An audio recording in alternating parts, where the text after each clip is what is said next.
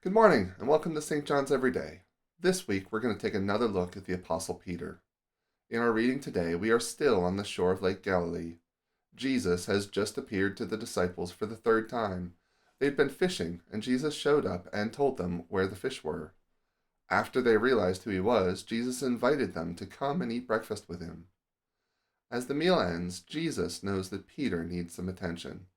Scripture tells us very clearly that the Lord knows every heart, every emotion, every thought in our hearts. And I suspect that Peter's heart was a mess. When it really seemed to matter, Peter had denied having anything to do with Jesus. And just as Peter shouted at the last man that he didn't know Jesus, the book of Mark tells us that Jesus had turned and looked at Peter. Jesus knew what Peter had done, and Peter knew that Jesus knew. So as breakfast is ending, there's some heavy stuff going on in Peter's heart. Can you imagine the shame, the self-reproach, the frustration in his heart? Can you imagine knowing that you've done something so terrible and having no idea what to do next?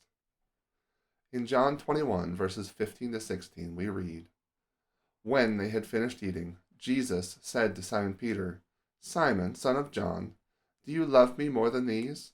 'Yes, Lord,' he said, 'you know that I love you.' Jesus said, 'Feed my lambs.' Again Jesus said, 'Simon, son of John, do you love me?' He answered, 'Yes, Lord, you know that I love you.' Jesus said, 'Take care of my sheep.'" I did some reading to try to figure out what these refers to in Jesus' first question. Is it the boat and the fish and Peter's old life? Is it Peter's love for his friends? Or is it the love of the other disciples for Jesus that he's talking about? According to people who can actually read the original language, this sentence might best be understood if we rewrote it in English something like this. Peter, son of John, now, after you have denied me 3 times, as I told you you would, can you still affirm that you love me more than these other disciples love me? Throughout the Gospels, we see that Peter had boasted several times that he would never turn away, that he would die for Jesus, and several other declarations of love. And here Jesus comes right to the point. All that boasting, all that pride, and all that failure. Peter had been so sure that he would never fail, but they both knew that he had. So here Jesus asks him, after all of that, do you love me? Personally, I don't read any pride or boasting in Peter's response. He's been to the very end of himself, and he just wants to make it right. Yes, Lord, you know that I love you.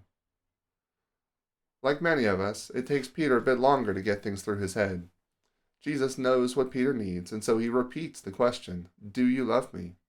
He even repeats it a third time, but Brian's going to be talking to us about that final question on Wednesday. I think for me, the thing I take away from today's verses is that Jesus knows every single mess I've made in this life. He knows my pride and the times that I've said, I'll never do that, only to turn around and do exactly what I was determined not to do. He also knows how I feel about my failures, and he knows that I need him to make it right, because just like Peter, I don't know how. The amazing thing about Jesus is that he can make it right. He paid the price for all of our messes, and so he can offer us what no one else can, true forgiveness. So as you go through your day today, take your messes to Jesus. Tell him that you love him, and let him make things right between you.